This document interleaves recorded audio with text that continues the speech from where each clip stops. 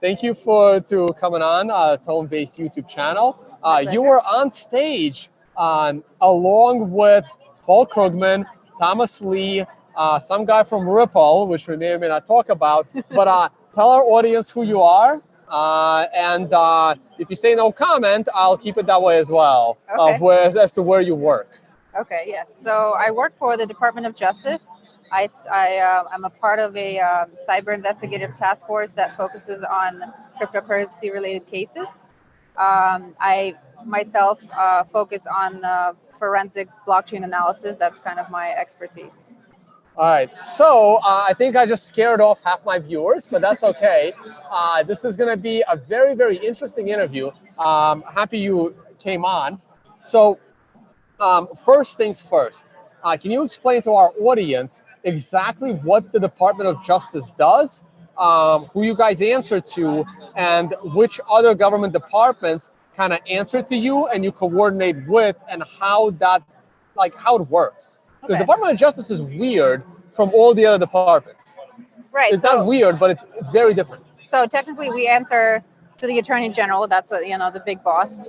I personally am a DEA agent, so I work for the Drug Enforcement Administration, and I'm part of a multi-agency task force. And the task force includes IRS, DEA, FBI, HSI, ATF. I work closely with SEC and FinCEN and several other agencies. That's a lot. Do you ever feel like some of them need to be consolidated? No, not at all. They all, they all have their strengths and weaknesses, and we all work really well together. So. Okay, so when you say IRS, there also needs to be a distinction there, right? Like the IRS is really there's two parts to the IRS. There is the civil division and the criminal division, right? That's correct. Right. Can you just give us, I mean, I'm learning so much about the law because I have a whole lawyer show. Right. And so just explain the two differences and which one you actually work with. So I work with the criminal division, and they are basically special agents. They're criminal investigators who investigate specifically financial crimes. They're part of the Treasury Department. The other side of the IRS, the civil division, they generally do, those are the guys that do your audits and things like that and look at your taxes. Yeah, you don't really deal with them until it's time for you to do your own taxes. No, right, exactly. Yeah, unfortunately. And okay, so you are one of the leading experts across all of these departments when it comes to cryptocurrencies and Bitcoin. Right. And how long have you been studying the space and learning about the space? So I started about 6 years ago, just studying about cryptocurrency and Bitcoin. And then about 5 years ago, I started applying it to my job and actually making cryptocurrency related cases, and specifically drugs and identity theft and things like that. I was focusing initially on the dark web, and then my cases kind of progressed to other types of cases. All right, so you know what, let's talk about crypto a little bit. How do you see the crypto space? If you've been around for 6 years researching the space, how have you seen it evolve? And what do you think of Bitcoin versus altcoins? What is your general view of the environment? Well, as a personal enthusiast of the crypto space, not as a law enforcement person. Okay. So personal opinion. Yes. I guess I would consider myself a Bitcoin maximalist. I don't really believe in I haven't really seen any of the other uses of blockchain or cryptocurrency besides, store of value, transfer of value, or any other currencies that are not Bitcoin, are not centralized enough. And that's due to, Bitcoin having the network effect, and, the way that it's being produced through mining is, the best possible way. It's not perfect, but I think it's better than everything else. Right. So you're not really a believer in Ethereum. No. And in your cases, you haven't seen too many people use Ethereum as a currency the way they use Bitcoin. I have somewhat. There was a darknet market that used to accept Ethereum, but it wasn't really being used as much. Maybe back when Bitcoin was a little bit more congested and Ethereum was just starting out and it was a little faster to transfer value. At that point, people maybe used a little bit of it. I mean, not even near as much as Bitcoin. And you were recently featured in that Bloomberg article as well, Right. talking about the use of cryptocurrency, or specifically Bitcoin, in these organizations.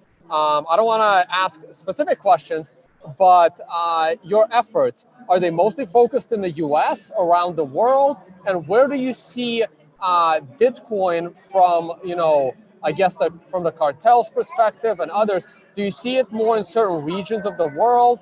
Does the US dominate? Like, which regions do you see utilize Bitcoin for criminal activity the most? So it's changed a lot in the past year now that there's been a lot more awareness of cryptocurrency, and not just in the general public but also in the criminal world. So traditional criminal organizations that are not on the dark web are actually starting to use cryptocurrency to launder money. For example, if they have cash on the street in the US or Europe or wherever, and I'm a cartel kingpin in Mexico or Colombia, I'm able to get brokers to try to convert that cash. Say I have $2 million of drug money, I'll take that, convert it to Bitcoin, and then transfer it to Mexico or Colombia effortlessly without having to go through the banking system. And that's a good distinction. So here are your two sides. Do you see Bitcoin used more for the actual product or services that these organizations provide, or do you still see them making most of their money in traditional fiat currency, but then using Bitcoin as value transfer cross-border, which was something I talked about in my presentation? Yes, so that's two different criminal organizations. There's dark web, there's criminals operating online and they accept Bitcoin as payment. And that's still exploding. It has exploded over the past 5 years. We're trying to do what we can to contain it, but obviously there's only so many of us. But yes, so this is a new phenomenon where criminals are using Bitcoin not, as accepting payment for illicit goods, but as a transfer of value, as an easy way to transfer value from one country to another. If I have, dirty money somewhere, I can easily convert it to Bitcoin and transfer it to any part of the world. And generally, for example, drug dealers spend approximately 30% of their budget, so to speak, or of the dirty money that they receive in laundering the funds. So 30% of that goes to, the brokers, the mules, the structuring and all that stuff. So it's, as long as the value of Bitcoin doesn't fluctuate too much from the time that, they picked up the money to the time they receive it in Colombia or Mexico, they're actually making money, or, they could be either making money or not losing that much money compared to the 30%. And which one is one side or the other do you focus on more, or is it pretty much equal, your efforts, like where's law enforcement effort? Are you trying to spend more time trying to prevent the darknet markets that accept crypto, or is there a lot of focuses now, hey, they're still using traditional means, but we can get them when they're converting? I would think that won't be too easy, actually, but unless they, and how do you do that? How do you convert $100 million into crypto to move it to another country? That's got to be hard. Liquidity is not there. So I can't tell you. Yes, but you're aware of how they're doing it. I'm aware of how they're doing it. It's the infrastructure is actually growing very fast. The criminal infrastructure behind using Bitcoin to transfer value overseas is growing exponentially. There's different players like brokers in Colombia, brokers here, brokers in Europe. China is involved. It's becoming one of the more popular ways of transferring value for these guys. And I wouldn't say that we focus on that.